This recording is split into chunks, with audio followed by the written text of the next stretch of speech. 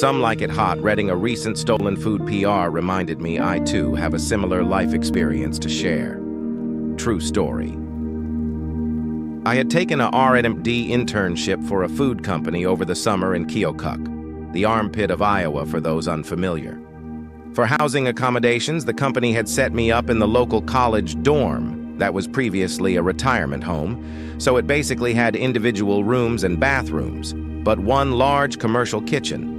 It was summer, and the school didn't have a summer program, but allowed 2 fall students to move in at the beginning of the summer. One was rarely there, but the other was constantly in the building and oftentimes had multiple friends over.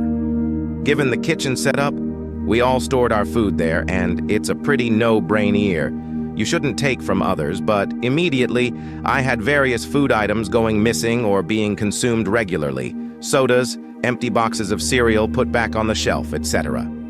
I initially posted a sign on the fridge to not eat others' food, and also confronted both about having food go missing after the sign was up. But it didn't stop whomever from stealing my food, particularly when I'd head out of town for weekends.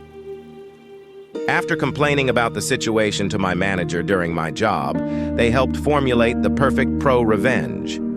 Given I was doing R&D work on food products, I was responsible for getting various ingredient samples to use for new recipes. My manager suggested I get some capsaicin extracts for my research, even though we weren't doing anything in that realm for flavor profiles.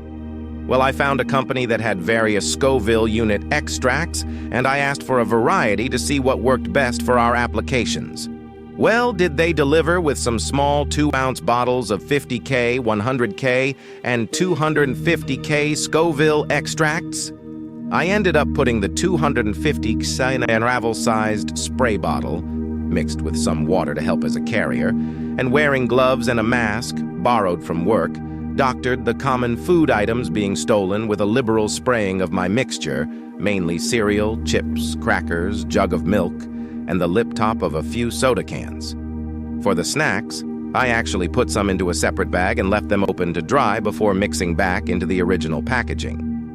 I did this in a different dorm room in my wing, as I know well enough how potent this can be in enclosed spaces. I did this right before another trip out of town, and when I returned, I found some of the chips and cereal and milk was missing, plus 2 of the 3 cans of soda I had doctored.